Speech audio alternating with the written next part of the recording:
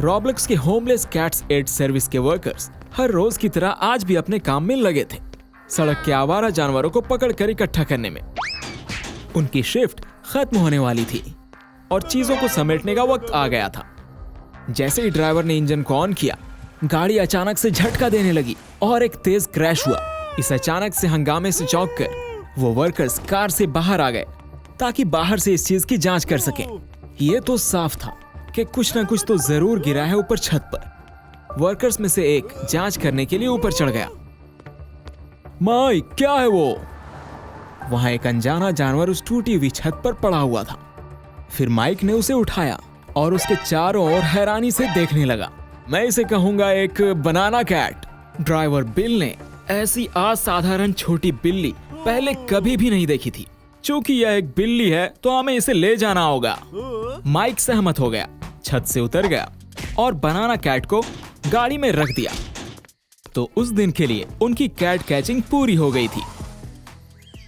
अगली सुबह वो बनाना कैट शेल्टर में रखे एक पिंजरे में जागा और आसपास देखने लगा। उसे कुछ भी याद नहीं था और उसे ये समझ नहीं आ रहा था कि वह कहां और कैसे पहुंच गया। आसपास के पिंजरों में और भी बिल्लियां थीं और वे सब गुस्से में थीं और उन्होंने तुरंत उसके अजीब दिखने के कारण उसका बहुत बुरी तरह से मजाक उड़ाना शुरू कर दिया। बनाना कैट उनके उस गंदे बिहेवियर से बहुत ही ज्यादा दुखी था। वे इतने मतलबी क्यों लग रहे थे और आखिर क्यों वे लोग उस पर हंस रहे थे और उसे बकवास नामों से क्यों बुला रहे थे। फिर उसी वक्त पहला विजिटर उस शेल्टर में दाखिल हुआ। बनाना कैट के पिंजरे के पास पहुंचकर वो अपनी तीखी आंखों से उसे घूरकर करीब से देखने लगा। ये तो क्लियर था कि उसने जो देखा उसे वो चीज उतनी पसंद नहीं आई। अरे ये क्या बकवास है? वो विजिटर अगले पिंजरे की ओर चला गया। अंदर की बिल्ली ने पहले ही पता लगा लिया था कि किसी विजिटर को कैसे मनाना है। मैं ये वाला लेने वाला हूँ। शेल्टर वर्कर ने विजिटर को वो बिल्ली सौंप दी, जो खुशी खुशी उसे ले गया। वो पड़ोस के पिंजरे में बंद चालाक बिल्ली आखिरी बार बनाना कैट को छेड़ने से खुद को नहीं रोक सकी। बनाना कैट काफी उदास हुआ। आखिर वह बिल्ली उससे बेहतर कैसे हो सकती है? शेल्टर ने अपना काम जारी रखा। रॉब्लॉक्स नागरिकों ने आमतौर पर रॉब्लॉक्स नस्ल की बिल्लियों को अपनाया, जबकि माइनक्राफ्टर्स ने माइनक्राफ्ट नस्ल की बिल्लियों को चुना। उस कैट शेल्टर में सभी पालतू जानवर एक झोंके में उड़ गए, लेकिन किसी को भी अनोखे ब्लैक कैट में कोई दिलचस्पी नहीं दिखी। वह समझ नहीं पा रहा था कि आखिर उसमें दिक्कत क्या है। उसे बेहद अकेलापन महसूस हुआ और उसने जोर जोर से रोना शुरू कर दिया। डॉनी, एक शेल्टर वर्कर, जब भी मौका मिलता हो आराम करना पसंद करता था। यहाँ तक कि कभी कभी अपने शिफ्ट के दौरान भी उसने कुछ कार्टून चालू किए, ब्लॉक्सी कोला की एक कैन खोली जिसे पीना वो बहुत पसंद करता था, और टीवी के सामने बैठकर अपना पसंदीदा माल पीने लगा। जबकि बेचारे बनाना कैट का पेट जोर जोर से गुर्रा रहा था। वह बहुत ही ज्यादा भूखा था। वो छोटा बिल्ला उदास होकर म्याऊं म्याऊं कर रहा था और इस उम्मीद में था कि कोई उसके लिए कुछ खाना लाएगा, लेकिन डॉनी ने उसे नहीं सुना। वह हमेशा से ही लापरवाह रहा है शेल्टर के सभी जानवरों के प्रति और कभी भी उनकी जरूरतों की परवाह नहीं की। बनाना कैट की म्याऊं म्याऊं और ज्यादा हताश हो गई क्योंकि पेट में ऐंठन होने लगी और उसका सिर भूख से घूमने लगा। कोई भी उसके लिए खाना नहीं लाया और वह इसे और ज्यादा बर्दाश्त नहीं कर सकता था। वह एक बार फिर से फूट फूट कर रोने लगा। उदास और घबराए हुए बनाना कैट ने अपने पिंजरे को जोर जोर से हिलाना शुरू कर दिया। वो पिंजरा वहीं पर पलट गया और उसका दरवाजा तुरंत ही खुल गया। तो वो चतुर बिल्ली का बच्चा उसकी कैद से भागने में कामयाब रहा। एक पल भी बर्बाद किए बिना वह शेल्टर से दूर भाग गया और पीछे मुड़कर भी नहीं देखा। सड़कों पर रहने से बेचारी कैट की स्थिति में कोई सुधार नहीं हुआ। यहाँ किसी को जिंदा रहने के लिए हमेशा सतर्क रहना पड़ता है। वह शहर की सड़कों पर एक अकेले आवारा की तरह खाने की तलाश में घूमता रहा। एक छोटे कूड़ेदान में उसे बासी कूड़े के अलावा कुछ भी नहीं मिला। वहां के लोकल कैट्स उसे एक बड़े कूड़े के ढेर से दूर भगा दिया और चाहे वह कितना भी म्याऊं म्याऊं क्यों ना करता, वो बेपरवाह बच्चों ने उसे आइसक्रीम देने से इनकार कर दिया। जाओ यहाँ से अभी के अभी। जब वह एक मछली की दुकान के एंट्री गेट पर था तो वहां के लोकल चौकीदार ने उसे झाड़ू से भगा दिया। उसकी आंखों में फिर से आंसू आ गए। वह समझ नहीं पा रहा था कि हर कोई उसके प्रति इतना गुस्सैल क्यों है। अचानक उसने दुकान की खिड़की में अपना इमेज देखा। अपनी जिंदगी में पहली बार उसने खुद को बाहर से देखा और अपने ही इमेज ने उसे काफी डरा दिया था। आखिर वह क्या था, एक बिल्ली या एक चलता फिरता केला? वह अपने सवाल का जवाब नहीं दे सका। वह फिर से फूट फूट कर रोने लगा। बदकिस्मती से उसी वक्त भारी बारिश शुरू हो गई। बेचारा छोटा बिल्ला किसी शेल्टर को खोजने के लिए दौड़ा। उसे ऐसा लग रहा था मानो सारी दुनिया उसी के खिलाफ हो गई है। कुछ ही मिनटों में वो बनाना कैट पूरी तरह से भीग गया। वह ठंड से कांप रहा था और इस ठंड के मारे उसकी भूख की चिंता भी खत्म हो गई। किस्मत से रास्ते में उसकी नजर एक खाली गत्ते के डिब्बे पर पड़ी। बेशक इसमें लीक थे, लेकिन फिर भी कुछ ना होने से बेहतर था। बारिश से बचने के लिए उसके अंदर छुपी हुई थकी हुई बनाना कैट गहरी नींद में सो गई। उसकी भूख मिटाने के लिए हजारों बर्गर उसकी ओर उड़ने लगे। वो बनाना कैट बहुत खुश था। उसने हवा से ही बर्गर छीन लिया और अपने मुंह में भर लिया। आखिरकार वह अपने मुंह में खाने का टेस्ट ले ही सका। महसूस किया कि बर्गर उसके पेट में जा रहे हैं और भूख का एहसास धीरे धीरे करके गायब हो गया और उसे ये खाना खाकर काफी मजा आ रहा था। फिर बनाना कैट को अचानक से उसके पंजे में काफी तेज दर्द हुई और जागने पर उसे एहसास हुआ कि वह नींद में अपने ही पंजे को कुतर रहा था और बर्गर सिर्फ एक सपना था। काफी तेज भूख के एहसास ने एक बार फिर से उसके दिमाग को हिला दिया, जिससे उसे अपना रात का शेल्टर छोड़ने के लिए मजबूर होना पड़ा। कहीं वह भूखा भूखा मर ही ना जाए, इसलिए उसे तुरंत खाना खोजने की जरूरत थी। नजदीक के गली में आते ही उसने वहां 3 सड़क छाप बिल्लियों को आग पर काफी खुशबूदार सॉसेज भूनते हुए देखा। इस तरह के स्वादिष्ट खाने को देखकर बनाना कैट के मुंह में पानी आ गया और उसके पंजे अनजाने में अजनबियों के सॉसेज की ओर बढ़ गए। बिल्लियों के गिरोह के नेता टॉम ने एक तितली चाकू निकाला और उसके इस बदमाशी के लिए बनाना कैट का सामना किया। बनाना कैट ने उन्हें जल्दी जल्दी समझाने की कोशिश की कि वह बहुत ही ज्यादा भूखा था। टॉम ने हंसते हुए कहा कि हाँ, हर कोई खाना चाहता है यार, लेकिन खाना पाने के लिए बनाना कैट को एक छोटे चोर के रूप में अपने गिरोह के लिए काम करना होगा। बेचारा छोटा बिल्ला बिल्कुल भी गैंगस्टर नहीं बनना चाहता था, लेकिन वह खाने के लिए कुछ भी करने को तैयार था, इसलिए वो मान गया। टॉम ने भूखे बिल्ली को एक गर्म सॉसेज दिया और उसने बिना देर किए उसे खा भी लिया। अपनी भूख को मिटाने के बाद उसे तुरंत ही काफी अच्छा महसूस होने लगा। फिर टॉम ने उसे 2 और बिल्लियां वास्का और बेहेमोट से मिलवाया और एक नौसिखिए के रूप में उन्होंने उसे एक नया निकनेम भी दिया, बनांचे। ये नाम सुनकर सभी के सभी हंसने लगे। बिल्लियों के गिरोह में बनांचे का पहला काम मछली की दुकान को लूटना था। बिल्लियों ने बिल्कुल अपने प्लान के मुताबिक काम किया। उसने वहां के चौकीदार को चिढ़ाना शुरू कर दिया। निकल जाओ यहाँ से तुम। टॉम ने चाकू निकाला और बेरहमी से बूढ़े इंसान के पैर पर वार किया। कोई मदद करो मेरी। मछली की दुकान का मालिक तुरंत बाहर आ गया। इस झुंड की तबाही से हैरान होकर वह चौकीदार को बचाने के लिए आगे बढ़ा। उसी वक्त बनाना कैट चुपचाप दुकान में घुस गया। जो पहली मछली उसे मिली उसे खाकर उसने जितनी मछली अपने साथ ले जा सकता था उतनी इकट्ठा कर ली और तुरंत ही बाहर भाग गया। चोरी की दुनिया में उसकी शुरुआत बिना किसी रुकावट के हो चुकी थी। अरे ओ गंदे नाली के कीड़े। बनाना कैट अपने दम पर सुपरमार्केट से दूध चुराने में भी कामयाब रहा और फार्मेसी से वेलेरियन ड्रॉप्स और कैटनिप की भी चोरी बिल्कुल आसानी से हो गई। हालांकि बनाना कैट को यह नहीं पता था कि कैट कंट्रोल पहले से ही उनके गिरोह पर काफी कड़ी नजर रख रहा था। बिल्ली के मालिक टॉम को लूट का माल पहुंचाने के बाद बनाना कैट को उसके अच्छे काम के लिए काफी वाहवाही मिली। बॉस ने उसे पूरे गैंग के साथ लूट का मजा लेने के लिए कहा। तभी बनाना कैट ने पहली बार वेलेरियन और कैटनिप को खाया। वह बहुत ही ज्यादा खुश हो गया और वह फर्श पर गिर गया, अपने पंजे हवा में लहराते हुए। पूरी तरह से उस वक्त उस फीलिंग का मजा ले रहा था। गैंग के बाकी मेंबर्स भी खूब मस्ती करने लगे। उन्हें ऐसा लगा मानो वे स्वर्ग में आ गए हो। उनके शरीर इतने हल्के महसूस हुए कि वे बादलों पर कूद सकते थे, मानो वजन है ही नहीं उनमें।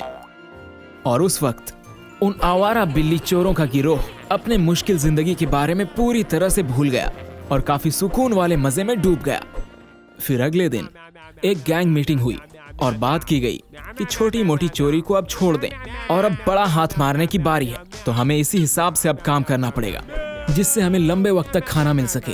गैंग के नेता टॉम ने अपने अगले टारगेट के रूप में एक बिल्ली के फूड फैक्ट्री को चुना। उसके इस बात को सभी बिल्ली मान गए और टॉम ने उस लूट के प्लान को सबको समझाना शुरू कर दिया।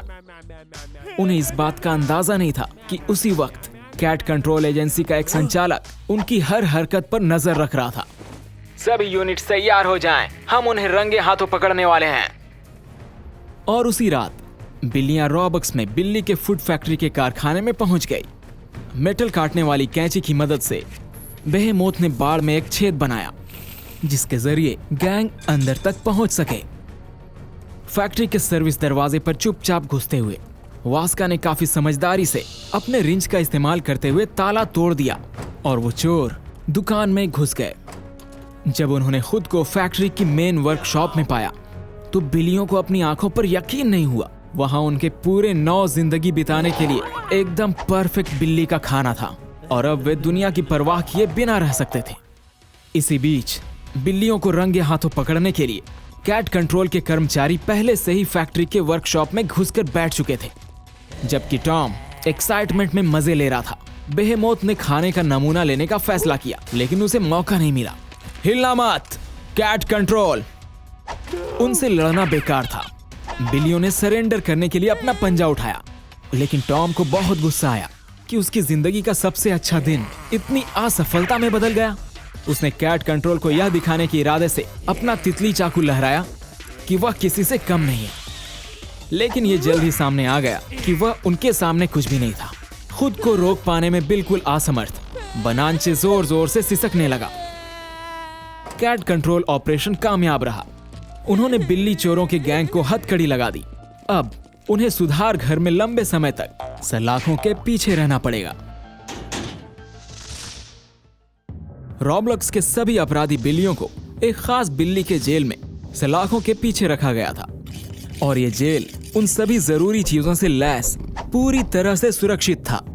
कंक्रीट की दीवारें, कांटेदार तार और हथियार से लैस गार्ड्स। इसमें बिल्लियों के जीने के लिए सभी जरूरत की चीजें मौजूद थी। हालांकि इस जगह का एक नियम था, अपराधी इस जगह को छोड़ नहीं सकते थे और उन्हें वास्तविक जेल की तरह सभी नियमों का पालन करना पड़ता था। यहीं पर वे बनांचे सहित टॉम के गिरोह को लेकर आए। जैसे ही उनके पंजे जेल के मैदान को छुए, उन्हें गार्ड्स का गुस्सा और बिल्लियों से नफरत साफ तौर पर दिखाई देने लगी। मुझे बिल्लियों से बहुत नफरत है। अभी अभी आए कैदियों ने खुद को उन बाकी कैदियों के बीच आकर्षण के केंद्र में पाया। सिर्फ उन्हें देखकर ही बनांचे की हालत पस्त हो गई। वहां पहले से ही मौजूद ग्रॉग उन्हें देखकर काफी हंसा और खुशी खुशी बताया कि उसके पास कुछ नए चमचे आ चुके हैं। टॉम ने जवाब दिया कि वह और उसके दोस्त किसी भी लुच्चे के सामने झुकने वाले नहीं हैं। ग्रॉग को उसकी ऐसी बातें सुनकर काफी ज्यादा गुस्सा आया और उसने अपने दोस्तों को इन नए नए आए हुए कैदियों से निपटने के लिए कहा। उसके चमचों ने तुरंत अपने तेज पंजे खोल दिए और वे सब तुरंत ही उन पर टूट पड़े।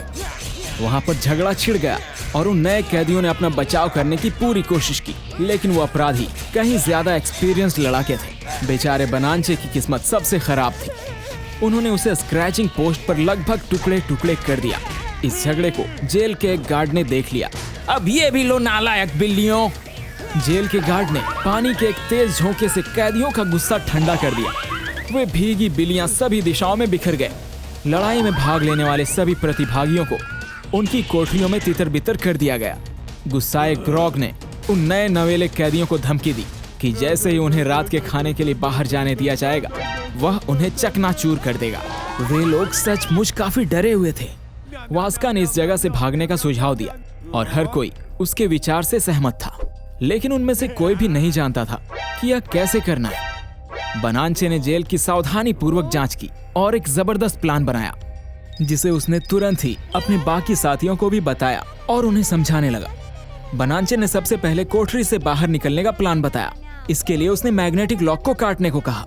पालतू जानवर के बिस्तर के साथ कांटेदार तार को इंसुलेट करके और बिल्ली के शौचालय में कूड़े भरने के सिस्टम को डिसेबल करके उनके सेल को तोड़ने का प्रस्ताव रखा, जिसके बाद वे कूड़े के ढेर पर चढ़कर बाड़ को पार कर सकते हैं। पूरा गैंग इस तरह की शानदार योजना से काफी खुश हुआ बनांचे एक बहुत ही तेज और सपोर्टिव बिल्ली निकला। बिल्लियों ने बिना वक्त गवाए प्लान को अंजाम देना शुरू कर दिया। जैसा कि इरादा था, मैग्नेटिक ताला आसानी से उनके तेज पंजों के आगे झुक गया। वास्का ने पालतू जानवर का बिस्तर पकड़ लिया और उनका गिरोह बिल्ली के शौचालय की ओर भाग गया। ग्रॉग ने देखा कि वे नए कैदी भागने की कोशिश कर रहे थे और वे गुस्से में आ गए। वह और उसके सभी दोस्त टॉम के गिरोह को भागने से रोकने के लिए चिल्ला चिल्लाकर गार्डों को बुलाने लगे। अब ये साले चिल्लाने क्यों लगे हैं? जैसा कि बनांचे ने प्लान बनाया था, उन सभी कटीले तारों को बिस्तर से छिपा दिया गया, जबकि टूटे हुए बिल्ली के कूड़े के डिस्पेंसर ने काफी ज्यादा कूड़े का ढेर जमा किया और वे इस ढेर का इस्तेमाल बाढ़ पर चढ़ने के लिए कर सकते थे। वे सभी बिल्ली खुश थे कि उनकी योजना काम कर गई, लेकिन गार्ड ने उनके भागने की कोशिश को देख लिया और भागने वालों को पकड़ने के लिए तुरंत ही दौड़कर अपनी बंदूक पकड़ ली। बनांचे सबसे आगे दौड़ रहा था और वह ऊंची बाढ़ को कूदने में कामयाब रहा और निकल गया। टॉम ने भी वही सेम टू सेम चाल दोहराई। हालांकि वास्का और बेहेमोथ की किस्मत खराब थी। गार्ड ने उनके बाहर निकलने के प्लान पर पानी फेर दिया। टॉम और बनांचे को समझ नहीं आ रहा था कि उनके दोस्त कहां गए, लेकिन वो हथियार से लैस गार्ड को देखकर तुरंत भाग गए। वे जितनी तेजी से दौड़ सकते थे दौड़े। वे गार्ड से थोड़ी दूरी बनाने में भी कामयाब रहे, लेकिन एक जगह पर टॉम फिसल गया। गार्ड ने इस मौके का फायदा उठाया और उस भगोड़े पर अपनी जाल फेंक दी। टॉम ने उस जाल से निकलने की पूरी कोशिश की और बनांचे से मदद करने की मांग की, लेकिन बनांचे एक ही जगह पर डरा का डरा रह गया और वह कुछ भी नहीं कर सका। जैसे ही गार्ड ने अपना गन रीलोड किया, उसे एहसास हुआ कि वह अपने दोस्त की मदद के लिए कुछ भी नहीं कर सकता है, इसलिए वह भाग गया। टॉम काफी गुस्सा था। बनांचे ने उसे जाल से भागने के लिए मदद नहीं की, जबकि टॉम उसे दोस्त मानता था। भागने की कोशिश की सजा के तौर पर पूरे गिरोह को ठंडे गड्ढे में फेंक दिया गया। उस बिल्ली के जेल में वो गड्ढा कुछ समय के लिए बदमाश कैदियों को सजा देने के लिए थी। वे ठिठुरने लगे। बिल्लियों की हड्डी तक कांप उठी। टॉम ने अपने साथियों को बनांचे के धोखे के बारे में बताया। वे काफी गुस्से में थे और उन्होंने संकल्प लिया कि चाहे कुछ भी हो, उससे बदला लेना है तो लेना है। एक बार फिर बनांचे ने खुद को सड़कों पर बिल्कुल अकेला पाया। हर राहगीर को देखकर उसके मन में डर पैदा होता दिख रहा था। ऐसा महसूस हुआ जैसे हर कोई उसे बिल्ली के जेल में लौटाना चाहता था। बेचारे को भूख सताने लगी। खाने की तलाश में बनांचे ने कूड़ेदानों में खोजबीन का सहारा लिया, लेकिन इससे उसको कोई भी फायदा नहीं पहुंचा। उसकी नाक ने पास के दुकान की ओर इशारा किया और ताजे गोश्त की महक को महसूस किया। भूखी बिल्ली ने खुद को शीशे के डिस्प्ले से चिपका लिया। काउंटर पर ताजा सॉसेज, डेली मीट, वह सब कुछ था जिसका वह सिर्फ सपना ही देख सकता था। यह देखकर बनांचे के मुंह में पानी आ गया।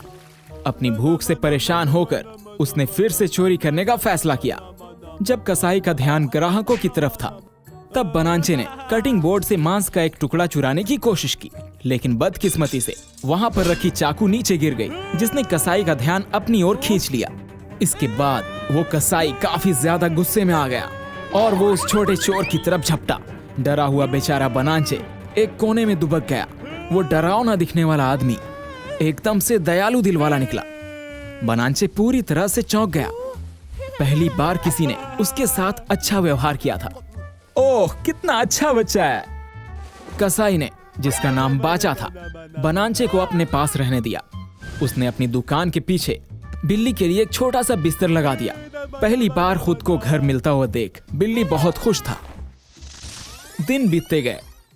बाचा ने अपने नए पालतू जानवर को बेहतरीन मांस खिलाया। इस तरह के पौष्टिक खाने को खाकर और नियमित एक्सरसाइज करने से बनांचे बहुत ही ज्यादा मजबूत हो गया। कुछ समय बाद बनांचे ने स्टोर के आसपास बाचा की मदद करना शुरू कर दिया। अब वह आसानी से मांस के बड़े टुकड़े ले जा सकता था। कसाई ने उसकी मदद के लिए बहुत सराहना दी। बनांचे को यह बात काफी पसंद आई और वह ईमानदारी से काम करके अपनी कमाई लेकर काफी खुश था। इसी बीच टॉम और उसका गैंग अभी भी बिल्लियों के जेल में सजा काट रहे थे। धीरे धीरे उन्होंने इस बेकार सी जगह को अपना लिया, दूसरों से अलग दिखने के लिए। टॉम के गैंग ने अपने शरीर पर एक ही जैसे मिलते जुलते टैटूज बनवा लिए। यहां तक कि वे वहां के बदमाश प्राधिकारी ग्रॉग के साथ भी अपनी दोस्ती बनाने में कामयाब रहे। हालांकि बनांचे की बात टॉम को परेशान करते रहे और ये सोचकर वह गुस्सा हो गया कि वो बदमाश जेल से भागने में कामयाब हो गया था, जबकि हम लोग अभी भी सलाखों के पीछे हैं। टॉम ने अपने थॉट्स ग्रॉग के साथ शेयर की। उस रंगदार ने वहां से भागने के लिए एक नया प्लान बनाने का सुझाव दिया। टॉम का गैंग काफी खुशी से सहमत हुआ। उसी वक्त ग्रॉग ने वहां पर हंगामा करना शुरू कर दिया और उस रंगदार बिल्ली ने जेल में दंगा करने की घोषणा की। कैदियों ने तुरंत इस आइडिया को अपना लिया और कहर बरपाना शुरू कर दिया। गार्ड की रिएक्शन आने में कोई देर नहीं लगी। शुरुआत में उन्होंने पानी से उन बदमाश बिल्लियों को शांत करने की कोशिश की, लेकिन इससे वो बदमाश कैदी और भी ज्यादा गुस्सैल हो गए। उन बिल्लियों के झुंड ने उस गार्ड को घेर लिया, जिससे वह जमीन पर गिर गया। ग्रॉग और टॉम के गैंग ने उस मौके का फायदा उठाया और एकदम आसानी से जेल से बाहर निकल गए। बिल्लियों ने अपनी आजादी का जश्न मनाया। उनका प्लान शानदार ढंग से काम कर गया, लेकिन अफसोस ग्रॉग की भागती हुई जिंदगी ज्यादा वक्त तक नहीं चली और अचानक से इस एक्सीडेंट की वजह से हर कोई हैरान था। थोड़ी ही देर में टॉम ने घोषणा की कि वे ये शोक बर्दाश्त नहीं कर सकते और उन भगोड़ों ने भागना जारी रखा। कसाई की दुकान में सब कुछ ठीक चल रहा था। बनांचे एक बहुत ही मददगार कर्मचारी बन गया था। बाचा ने उसे कैश रजिस्टर का काम भी करने दिया। उस कठोर कसाई को बिल्ली से प्यार हो गया था। वह उसे अपने बेटे की तरह मानता था। तुम और मैं अब हम एक परिवार से हैं। लेकिन हर अच्छी चल रही चीजों का एक अंत जरूर आता है। टॉम और उसके गैंग को बनांचे मिला और वे बहुत ही ज्यादा गुस्सा हुए। बेहमोत ने अपने पंजे खोले और उसे अच्छी तरह सबक सिखाना चाहा, लेकिन टॉम ने उसे ये कहते हुए रोक दिया कि वो कसाई उनकी बोटी बोटी कर डालेगा। बिल्लियों ने फिर ये डिसाइड किया कि उन्हें एक बेहतर प्लान की जरूरत है। टॉम ने पास ही खड़ी एक खुली दूध की डिलीवरी वैन देखी और उसके दिमाग में स्टोर पर धावा बोलने के लिए खुराफाती प्लान आ गई। वो बदमाश उपद्रवी तुरंत ही उस गाड़ी के अंदर घुस गए। टॉम ने ड्राइवर की सीट ले ली, जबकि वास्का और बेहेमोथ ने पैडल्स पर कंट्रोल कर लिया। उस दूध वाले को जरा सा भी अंदाजा नहीं था कि उसकी गाड़ी बिल्लियां चुरा रही हैं। अरे रुको तुम बदमाश बिल्लियों! गाड़ी पूरी स्पीड से सड़क पर दौड़ पड़ी। टॉम स्टोर की खिड़की की ओर बढ़ा और उसे टुकड़ों में तोड़ दिया। इतने पावरफुल अटैक से बाचा बेहोश हो गया। बनांचे अपने पुराने गैंगस्टर साथियों को देखकर पूरी तरह से चौंक गया। टॉम ने गद्दार को धूल में बदल देने की धमकी दी। इस तरह की बदमाश हरकत पर बनांचे काफी गुस्सा हो गया। उसने अपने पंजे खोल दिए और हमला कर दिया। गुंडों को इस बात का अंदाजा ही नहीं था कि बनांचे अब इतना ताकतवर हो गया और इतनी जबरदस्त लड़ाई लड़ेगा। इस लड़ाई में वे खुद ही शिकार बन गए। यहाँ तक कि मजबूत बेहेमोथ भी उसके हाथों उड़ गया। टॉम ने एक गैस बर्नर देखा जो काउंटर के पीछे छिपा हुआ था और उसने बनांचे के खिलाफ इसका इस्तेमाल करने का फैसला किया। लेकिन गुस्सैल बनांचे ने एक ही झटके में टॉम के पंजे से बर्नर को गिरा दिया। बर्नर सीधे गैसोलीन के ढेर में गिर गया और आग लग गई। जब उन्होंने आग की लपटें देखी तो उपद्रवी बदला लेने की बात भूल गए और भाग गए। देखते ही देखते आग ने पूरी दुकान को अपनी चपेट में ले लिया। बनांचे को बाचा का ध्यान आया और वो तुरंत उसे बचाने के लिए दौड़ा। वहीं पास से गुजर रहे रिपोर्टर्स ने तुरंत ही उस घटना स्थल से सीधा प्रसारण शुरू कर दिया। रॉब्लॉक्स के सभी नागरिक उस हादसे का बारीकी से जायजा लेते हुए अपने टीवी स्क्रीन से चिपके रहे। बनांचे उस खतरनाक धुएं में सांस लेने के लिए हाँफ रहा था, लेकिन अपने मालिक की मदद करने के लिए वो रेंगता रहा। अपनी आखिरी ताकत के साथ उसने कसाई को अपनी पीठ पर उठाया और बाहर के गेट की तरफ ले गया। सड़क पर तमाशा देखने वालों की भीड़ जमा हो चुकी थी। आग की दुकान से बाचा को अपने पीठ पर बिठाए बनांचे निकला। बिल्ली की वीरता से हर कोई हैरान था। बनांचे कसाई को सही सलामत दूरी पर ले गया और उसे जगाने की कोशिश की। किस्मत से बाचा ने अपनी आंखें खोल दी। सभी लोग काफी खुश हुए और उन्होंने बनांचे की काफी सराहना की और वह एक हीरो बन गया। शुक्रिया बनांचे। अचानक भीड़ में से एक आदमी आगे बढ़ा और बनांचे को पुकारा, ल्यूपिक मेरे बच्चे, तुम जिंदा हो। बनांचे को समझ नहीं आया कि इस आदमी ने उसे अपना बेटा क्यों कहा। तो उसके बाद वैज्ञानिक ने उसे एक कहानी सुनाई। यह सब कई साल पहले प्रोफेसर ह्यू की फ्लाइंग लेबोरेटरी में शुरू हुआ था, जहां वो एक्सपेरिमेंट्स करते थे। वैज्ञानिक खाद्य उत्पादन बढ़ाने के लिए एक डिवाइस का आविष्कार करने की कोशिश कर रहे थे, और उसके साथ हवाई जहाज पर ल्यूपिक नाम का एक छोटा लड़का और उसकी बिल्ली कोको भी थी। ह्यू खाने पर एक्सपेरिमेंट करने में बहुत बिजी था, जबकि ल्यूपिक कोको के साथ खेलता था। एक दिन ल्यूपिक और कोको एक साथ खेल रहे थे और गलती से एक किरण के संपर्क में आ गए। उनका डीएनए मिक्स हो गया और म्यूटेटेड ल्यूपिक अचानक से वहां से नीचे गिर गया।